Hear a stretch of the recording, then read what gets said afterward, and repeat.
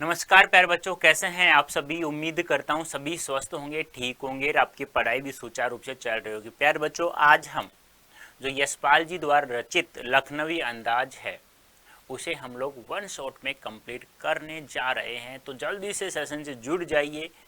Complete पाठ का सार, भूमिका, सब्जेक्टिव क्वेश्चंस, एमसीक्यू सभी हम कुछ हल करेंगे इसी सेशन में। तो जल्दी से जुड़ जाइए, मजा आने वाला है सेशन से। तो आप सभी का हार्दिक स्वागत, अभिनंदन करता हूं हमारे YouTube channel ADA24 class 9th and 10th में। तो प्यारे बच्चों, वन शॉट के अंतर्गत हम लोग क्या कंप्लीट करेंगे? वन शॉट, ठीक है। यशपाल जी द्वारा रचित क्या लखनवी अंदाज क्या है? ये एक व्यंग के रूप में है, ठीक है। और कोड आपको पता ही है, निश्चय बेस शुरुआत हो चुकी है भाई। प्रत्येक सब्जेक्ट में अभी 100% मार्क्स प्राप्त करना चाहते हैं तो जुड़ जाइए हमारे सेशन से। तो प्यारे बच्चों, सबसे पहले हम लोग पाठ का सारांश हम लोग देखते हैं। तो पाठ का सारांश में क्या है? लखनवी अंदाज जो व्यंग है, लेखक ने स्वयं ने कहा है कि बिना कथ्य के कोई कहानी नहीं लिखी जा सकती। लेकिन अंत में लेखक ने कहा भी था इस व्यंग के अंत में, जब बिना खीरा खाए पेट भर सकता है तो बिना कथ्य की कहानी क्यों नहीं लिखी जा सकती। हम इसे स्वतंत्र पुस्तिका के रूप में भी पढ़ाई कर सकते हैं। तो यही कहा है, लखनवी अंदाज व्यंग है, यह साबित करने के लिए लिखा है कि बिना कथ्य की कहानी नहीं लिखी जा सकती, लेकिन एक स्वतंत्र रचना के रूप में हम लोग इसे पढ़ाई कर सकते हैं। ध्यान रखना, एक स्वतंत्र रचना के रूप में बिना कथ्य के क्या नहीं लिखी जा सकती? कहानी नहीं लिखी जा सकती। और लखनवी अंदाज क्या है? व्यंग। आपसे पूछा जा सकता है कि जो यशपाल जी द्वारा रचित लखनवी अंदाज जो चैप्टर है वह गद्य विधा में क्या है? व्यंग है, कहानी है, क्या है भाई? नाटक है, एकांकी है, क्या है? तो क्या है यार बच्चों? व्यंग है, ये ध्यान रखना है। अब ये देख लीजिएगा, ये सब कुछ इसके ऊपर निर्धारित करता है। ये हमारे लेखक जी हैं, यशपाल जी हैं, और ये है सफेद पोश नक्तीन व्यक्ति, नवाबी व्यक्ति, लखनवी व्यक्ति जिसे हम लोग कह सकते हैं, ठीक है, लखनवी व्यक्ति। यशपाल उस पतनशील सामंती वर्ग पर कटाक्ष करता है, यानी कि धनवान वर्ग, जमींदार वर्ग, शोषक वर्ग उस पर कटाक्ष करता है, यानी जो दिखावटीपन, बनावटीपन शैली में जी रहे हैं उनके ऊपर कटाक्ष करता है। जो वास्तविक शैली बनावटी शैली के क्या हो गए? आदि होंगे, दिखावा करते हैं बस और कुछ नहीं जानते। वो वास्तविक जिंदगी क्या है उसके बारे में समझते ही नहीं है। कहना नहीं होगा कि आज के समय में भी ऐसी परजीवी संस्कृति देखी जा सकती। परजीवी यानी परजीवी जानते हो ना, इन दिखावटीपन शैली में जीने वाले भाई, जो वास्तविकता नहीं पता इस पृथ्वी पर कैसे जीते हैं। आपको याद है अटल बिहारी जी ने भी एक बार कहा था कि पृथ्वी का जो इंसान है वो चंद्रमा पर जा पहुंचा है, चंद्रमा की पृथ्वी पर अपना पैर रख चुका है, लेकिन उसे आज तक यह नहीं पता कि इस पृथ्वी पर किस प्रकार से जिया जाता है, उसे नहीं पता है। तो वही बात है, जो बनावटीपन शैली में जी रहा है, जो दिखावटीपन शैली में जी रहा है, उसे यहाँ परजीवी संस्कृति के रूप में कवि ने दिखाया है हमें। अब देखो पाठ का सार, अब देखो यहाँ पर क्या है क्या नहीं है वो मैं आपको समझा देता हूँ। देखो इसमें क्या है कि लेखक है ना ठाला बैठा था, तो लेखक ने सोचा क्यों ना कहीं घूमने चलते हैं, और घूमते हुए हम लोग कोई प्राकृतिक दृश्य देखूंगा मैं, और कोई मेरे को कहानी का कोई विचार लिखने का आ ही जाएगा। तो क्या करते हैं लेखक, सेकंड क्लास का टिकट लेकर के, एक डब्बा है अंतिम जिसे निर्जन समझ करके, बिना कोई व्यक्ति होगा उसमें, उसे निर्जन समझ के, खाली समझ करके वह उसमें दौड़ करके चढ़ जाते हैं सेकंड क्लास का टिकट लेकर के। अब वहां जैसे चढ़ते हैं तो देखते हैं पहले ही अपनी सीट पर पालती मारे हुए एक नवाबी साहब बैठे हुए हैं, जो सामने उसके एक तौलिए पर 2 खीरे रखे हुए हैं। जैसे ही लेखक चढ़ा तो नवाबी साहब को अच्छा नहीं लगा। लेखक को पता कैसे चलता है, जैसे लेखक ऊपर चढ़ा ट्रेन में तो नवाबी साहब पहले तो लेखक को देखते ही बाहर देखने लगा कि वो आ गया, कोई आ गया है मतलब। पहले तो खिड़की के बाहर झांकता रहा, उसके बाद वह ट्रेन के डब्बे को झांकता रहता है। अब लेखक को सोचा कि यह इंसान है जो ये नवाबी व्यक्ति है, जो सफेद पोश का जो व्यक्ति बैठा हुआ है, मेरे आने से यह दुखी हो चुका है। इसने सोचा कि खाली समय है, 2 खीरा लेकर बैठ जाता हूँ, खाली समय में खा लूंगा। लेकिन अब इस जो खाली जीवन काटने का जो समय था खीरा खाने का, अब वह इसका बर्बाद हो जाएगा। उसको ऐसा लगा कवि को कि यह बिल्कुल इच्छुक नहीं है मेरे से बात करने का। कुछ समय बाद नवाबी पोश लखनवी अंदाज वाला व्यक्ति ही आदाब अर्ज करता है लेखक को, और उससे पहले की कहानी है कि वह लोटा निकालता अपनी सीट के नीचे से, दोनों खीरों को धोता है, तौलिए साफ करता है और फिर चाकू निकालता है। चाकू निकाल के खीरे की फांक को आगे आगे से काट करके उसे गोंदता है और गोंदने के बाद वो जो कड़वांस निकल जाता है सफ़ेद सफ़ेद झाग के रूप में, उसके बाद वह करीने की तरह की चाकू से काट काट करके वह तौलिए पर बिछा देता है। फिर लेखक उससे पहले भी कह देता है कि आदाब अर्ज है, लेखक भी आदाब कहते हैं खीरा फरमाइएगा खाइएगा, वो कहता है नहीं आप खाइएगा। लेखक को पता चल जाता है यह संतुष्ट नहीं मेरे यहाँ आने से। अब वह क्या करता है कि जब लखनऊ स्टेशन पर जो दुकानदार होते हैं जो खीरा बेचते हैं, उनको खीरे का इस्तेमाल करना वो जानते हैं। वो खीरे का इस्तेमाल करना कैसे जानते हैं, जो भी ग्राहक उससे खीरा खरीदता है तो उसे जीरा मिला हुआ काला नमक की पुड़िया और लाल मिर्च पीसी हुई की पुड़िया उन्हें दे देते हैं। और जैसे ही वह नवाबी व्यक्ति उन खीरों को काट करके रखता है, अब उस पर वो जीरा मिला हुआ नमक और मिर्च वो रखता है। अब लेखक कनखियों से, यानी कनखी क्या होता है, तिरछी नज़र से देखता है तो लेखक के मुंह में पानी आ जाता है। पर खाना तो चाहता था लेखक, लेकिन अपने स्टैंडर्ड को बचाते हुए, क्योंकि वह उसे सही नहीं लगा। वो पहले जैसे ही लेखक चढ़ा ट्रेन में डब्बे में तो नवाब वो व्यक्ति था जो बैठा हुआ है सामने खीरे लेकर के, वह पहले तो खिड़की के बाहर देखता रहा, फिर ट्रेन के डब्बे को देखता रहा। तो उसने सोचा कि यह तो मेरे यहाँ आने से खुश नहीं है, तो लेखक ने उसे मना कर दिया कि ठीक है फरमाइए, आप सो की चीज़ें मुझे अच्छा नहीं लगता है, कह दिया होगा।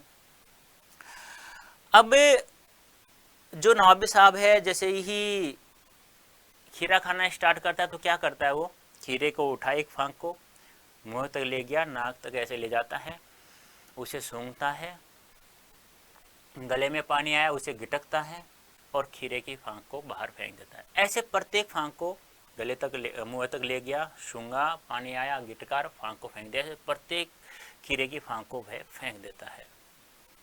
फेंकने के बाद वह एक डकार लेता है, डकार लेके बर्थ पर लेट जाता है। तब लेखक सोचता है कि मेरी कहानी का नायक तो यही है। लेखक सोचता है कि बिना खीरा खाए यदि पेट भर सकता है तो बिना कथ्य के कहानी क्यों नहीं लिखी जा सकती भाई, बिना विचार के, बिना घटना के, बिना कथ्य के कहानी क्यों नहीं लिखी जा सकती। तो लेखक ने कहा है कि प्यारे पाठकों, आप इसे एक स्वतंत्र पुस्तिका के रूप में भी पढ़ सकते हैं। तो ये है हमारी इस व्यंग का सार, मैंने समझा दिया है, आप लोग देख लीजिएगा, ठीक है, आप लोग देख लीजिएगा। इसे सेकंड क्लास का टिकट लेता है, ठीक है, टिकट सेकंड क्लास का, और ये सेकंड क्लास का, इसका दाम अधिक था। पूछा जा सकता है किस क्लास का दाम अधिक था, तो सेकंड क्लास का। लेखक किस क्लास का टिकट लेता है, सेकंड ही क्लास का टिकट लेता है, ध्यान रखना। वह 2 ताजे खीरे सामने रखा हुआ होता है उसके साथ, ठीक है, जीरा मिला नमक और पिसी हुई लाल मिर्च की पुड़िया उस पर डाल देता है, हाजिर कर देते हैं। वो कहता है नवाब साहब वल्लाह सो कीजिए, लखनऊ का बालम खीरा।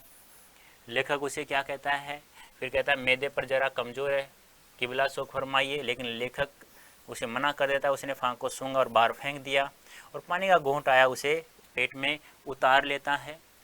फिर वह गुलाबी आंखों से हमारी ओर उसे देखता है, मानो यह खानदान रईसों का तरीका हो। उसने सोचा मेरा, अब वो कहता है, कल्पना करता है लेखक कि यह खीरा खाने का सूक्ष्म नफीस एब्स्ट्रैक्ट तरीका जरूर कहा जा सकता है, ठीक है, तो आप लोग देख लीजिएगा। फिर कहता है खा रहा है खीरा लजीज होता है मैदे पर, अच्छा वापस रिपीट हो रहा है, कोई दिक्कत नहीं है।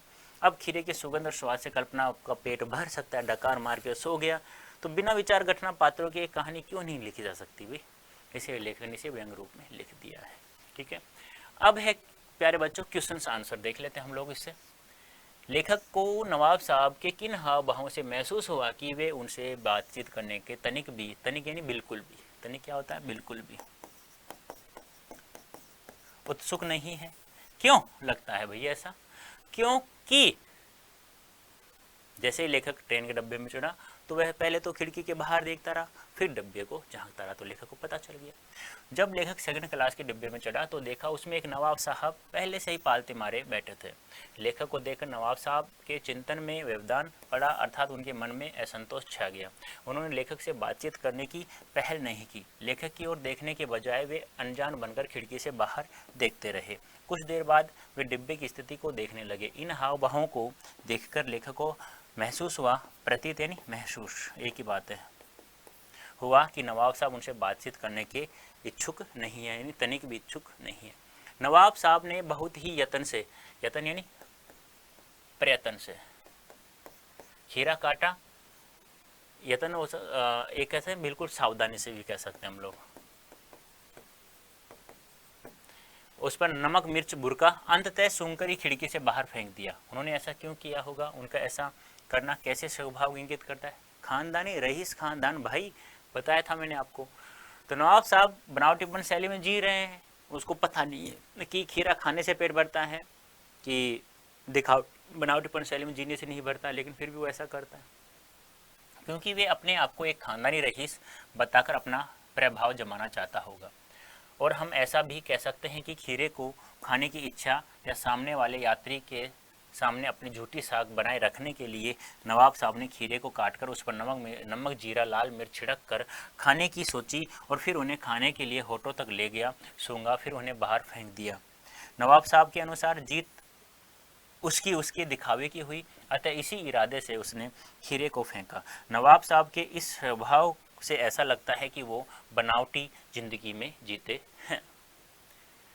बिना विचार घटना और पात्रों के क्या कहानी लिखी जा सकती है? यशपाल के विचार से आप कहाँ तक सहमत है? देखो भी मैं तो बिल्कुल ही सहमत नहीं हूँ, क्योंकि बिना विचार घटना की कहानी नहीं लिखी जा सकती। लेकिन लेखक ने अंत में कहा था इसे आप स्वतंत्र पुस्तिका के रूप में पढ़ सकते हैं।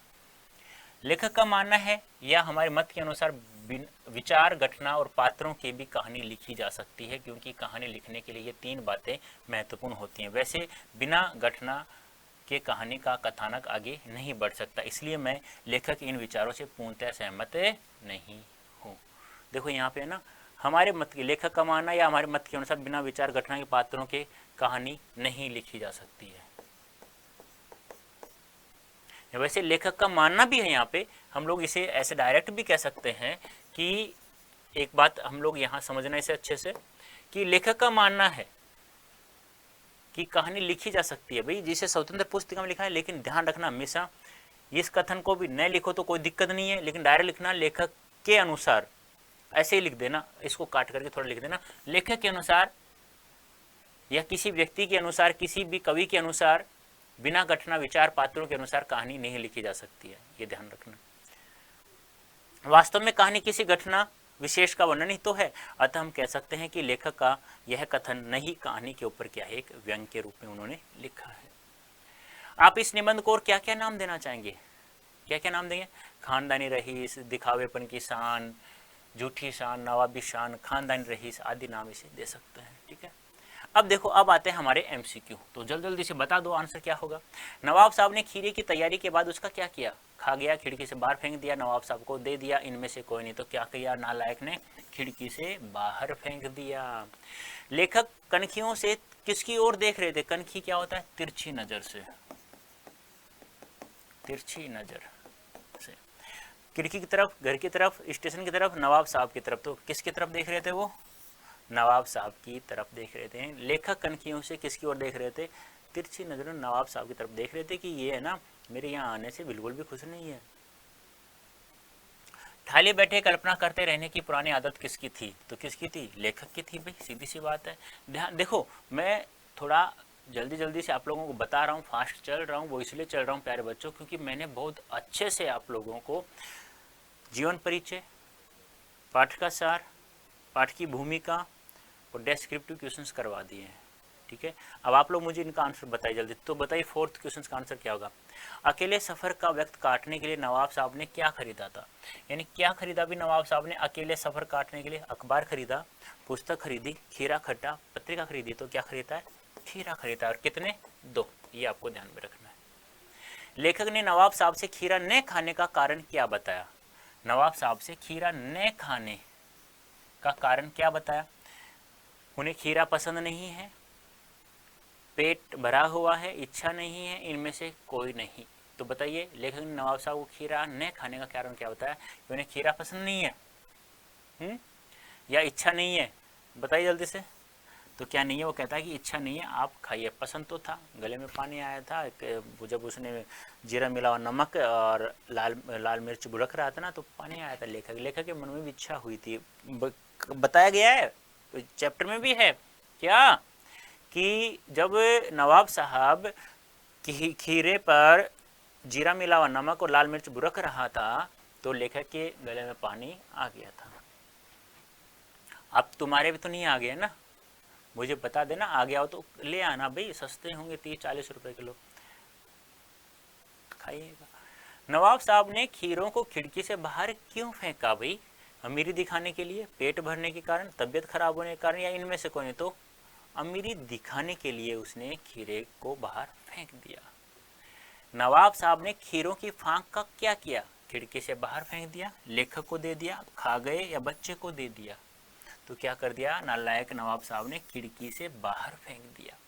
नेक्स्ट है प्यारे बच्चों, नवाब साहब का सहसा क्या करना लेखक को अच्छा नहीं लगा? क्या करना? बात करना, खीरा खाना, भाव परिवर्तन करना, जेब से चाकू निकालना। यानी कि नवाब साहब का सहसा क्या करना लेखक को अच्छा नहीं लगा? उसने जैसे वो ट्रेन में चढ़ा था तो उसका भाव परिवर्तन हो गया था। पहले तो बाहर देखता रहा खिड़की से, फिर डिब्बे को झांकता रहा, तो भाव परिवर्तन करना। लेखक स्टेशन पर, लखनऊ स्टेशन पर कौन खीरे के इस्तेमाल का तरीका जानता है? यानी कौन है जो खीरे का इस्तेमाल का तरीका जानता है? नवाब साहब, लेखक, खीरा बेचने वाले, या इनमें से कोई नहीं? तो कौन जानता है? नवाब साहब ने तो काटा, नमक मिर्च बुरका और उसे गले तक ले गया, मुँह तक, फिर सूंघा और फिर उसे फेंक देता है। लेकिन नवाब साहब या खीरा बेचने वाले? खीरा बेचने वाले लखनऊ स्टेशन पर। क्यों? क्योंकि जो भी ग्राहक उनसे खरीदता था तो वह उसे जीरा मिला हुआ नमक की पुड़ियाँ और लाल मिर्च की पुड़ियाँ उसे दे दिया करता था। वार्तालाप की शुरुआत किसने की? पहले वार्तालाप की शुरुआत किसने की भाई? लेखक ने की थी, नवाब साहब ने, दुकानदार ने, इनमें से कौन? बताइए जल्दी से। जब लेखक डब्बे में चढ़ा तो सबसे पहले बातचीत करना किसने चाहा? नवाब साहब ने। लेकिन आदाब, खीरा फरमाइएगा, तो नवाब साहब ने की थी। लखनऊ स्टेशन पर खीरा बेचने वाले खीरे के इस्तेमाल का तरीका जानते हुए इसलिए वे ग्राहक को क्या क्या हाजिर कर देते, क्या क्या दे देते हैं भी दुकानदार? नमक और लाल मिर्च की पुड़िया, जीरा मिला नमक और काली मिर्च की पुड़िया, जीरा मिला नमक और लाल मिर्च की पुड़िया, काला नमक और लाल मिर्च की पुड़िया। तो ध्यान रखना, जीरा मिला नमक और लाल मिर्च की पुड़िया, जीरा मिला नमक और लाल मिर्च की पुड़िया। C option is right answer. सफेद फूल सज्जन ने तौलिए पर कितने ताजा खीरे रखे हुए थे? 1 2 3 4, जो भी ऑप्शन, 2 3 4 5, तो कितने? 2 खीरे रखे हुए थे। फिर क्या करता है? अपनी सीट के नीचे से लोटा निकालता है और फिर उन कीड़ों को धोता है, फिर तौलिया साफ करता है, फिर उसे चाकू से जेब से चाकू निकालता है, फिर उसे आगे से काटता है, फिर उसे गोदता है और एक एक करीने की तरह सजा देता है तौलिए पर, फिर उसमें लाल मिर्च और जीरा मिला नमक बुरक देता है। लेखक ट्रेन में जाने के लिए किस क्लास का टिकट लिया? तो तुम्हें पता है, 2nd क्लास का लेता है। यशपाल का कौन सा उपन्यास भारतीय विभाजन की त्रासदी का मार्मिक दस्तावेज है? ये ध्यान रखना है, ये झूठा सच है, ध्यान रखना। और कब प्रकाशित होता है ये? 1960 में। कितने भागों में? 2 भागों में, 1958 में और 1960 में। ये आपको ध्यान में रखना होगा। झूठा सच उपन्यास लेखक ने कितने भागों में प्रकाशित करा? पूछा जा सकता है। 2 भागों में, अभी अभी बताया था, एक 1960, दूसरा एक 1958, दूसरा 1960। लखनवी अंदाज व्यंग के आधार पर बताइए कि किस क्लास के टिकट का दाम अधिक लगता है?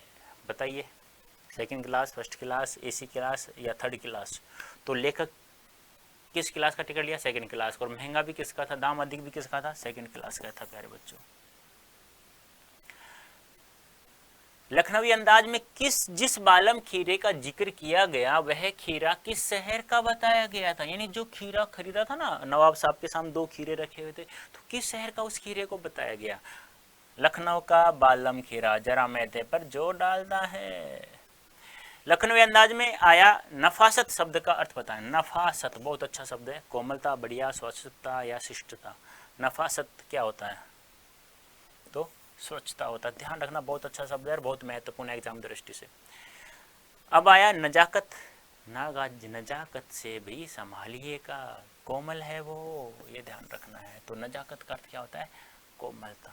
तो कैसा लग रहा है? समझ में तो आ रहा है ना आप लोगों को? तो ये थे हमारे लखनवी अंदाज का MCQ डिस्क्रिप्टिव, यानी कि 1 शॉट हमने कंप्लीट कर लिया है मात्र 20-25 मिनट में। तो उम्मीद करता हूँ आपको समझ में आ गया होगा। अब देखो यहाँ पे कोड है Y323, वो यूज कहाँ करना है, निश्चय बैच में ज्वाइन करना है, Y323 कोड यूज करना है और हमारे साथ जुड़ जाना है, और साथ में फर्राटेदार अंग्रेजी बोलना है तो भी आपको यही कोड यूज करना है और मैक्सिमम डिस्काउंट के साथ आपको प्राप्त हो जाएगा। अब प्यारे बच्चों, आप लोगों को पीडीएफ चाहिए, PYQ चाहिए, आप लोगों को सैम्पल पेपर चाहिए, तो आपको अड्डा 24/7 ऐप डाउनलोड करना होगा प्यारे बच्चों। यहाँ सब कुछ फ्री ऑफ कॉस्ट मिलता है, पीडीएफ भी, सैम्पल पेपर, क्यूज भी, बहुत कुछ मिलता है। डाउनलोड करिए जल्दी से। कहाँ पढ़ रहे हैं, अड्डा 24/7 क्लास 9th एंड 10th पे। अच्छा लगता है तो देख लेना भाई, लाइक वगैरह भी। हाँ, तो कैसा लगा आज का सेशन, अच्छा लगा होगा उम्मीद करता हूँ। तो ईमानदारी से पढ़ना है प्यारे बच्चों, ठीक है। अब की बार 100 में 100 नंबर लाके दिखा देना मुझे। 99 नंबर तो आ गए थे, 1 नंबर की कमी थी, वो अब की बार पूरी कर दोगे आप, उम्मीद करता हूँ। Okay, tata bye bye.